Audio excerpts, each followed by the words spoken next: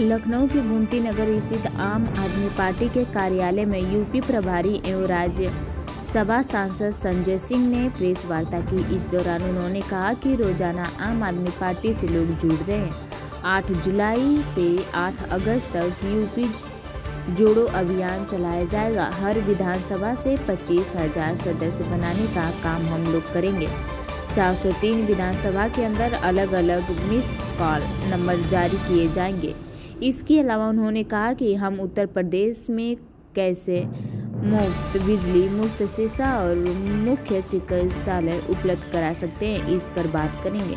निषाद समाज का योगदान बीजेपी को जिताने में रहता है। वही लोगों का कहना है कि निषाद समाज के निषादों की लड़ाई लड़ने के लिए पार्टी बनाई है और वह अगर डीपीसीएम का पद मांग रही है तो कोई गलत नहीं है, और अगर वह डीपीसीएम का पद मांग रही है तो कोई गलत नहीं है।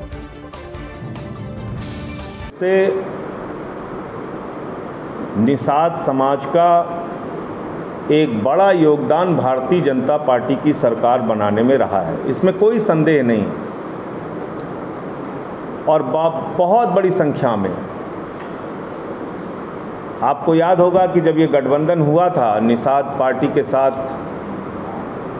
और प्रवीण निषाद जी को गोरखपुर से जब टिकट दिया था भारतीय जनता पार्टी ने, तो 2019 में उसका लाभ लगभग सारी सीटों पे उनको हुआ था।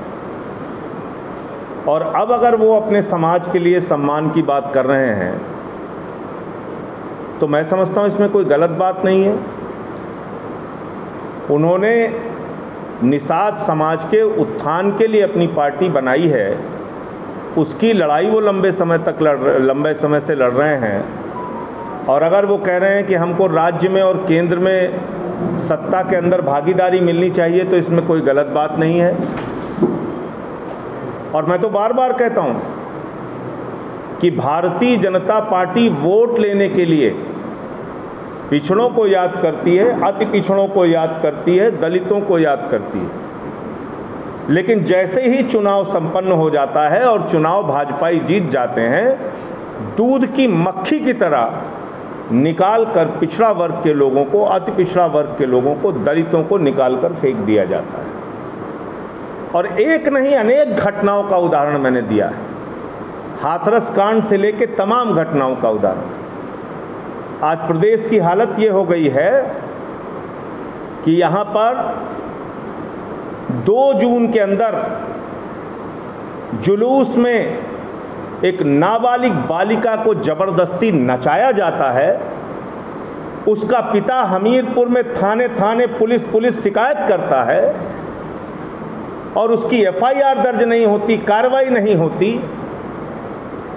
और आज अखबारों में खबर छपी है कि वो लड़की जिसको इतनी मानसिक प्रताड़ना और यातना झेलनी पड़ी, उसने अपनी जान दे दी। ये उत्तर प्रदेश की सच्चाई। और उसके खिलाफ चरखारी के भाजपा के ही विधायक धरने पर बैठने जा रहे हैं इस मांग को लेकर कि जिस लड़की ने अपनी जान दी है उसके दोषियों को सजा दी जाए। अब आप विवशता और मजबूरी समझ सकते हैं। पिछड़े समाज से जुड़ा हुआ एक विधायक, भारतीय जनता पार्टी का विधायक,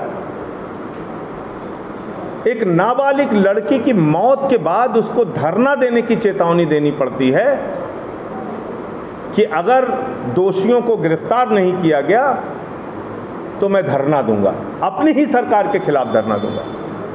तो आप अंदाजा लगा सकते हैं पिछड़ों का कितना सम्मान है इस पार्टी के अंदर, इस सरकार के अंदर।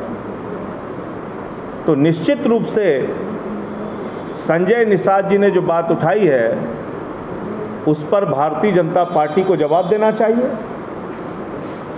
आप लोग वोट लोगे सभी वर्गों का और चुनाव के बाद सिर्फ अपना विकास करोगे।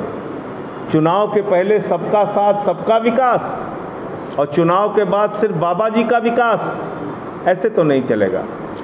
धन्यवाद।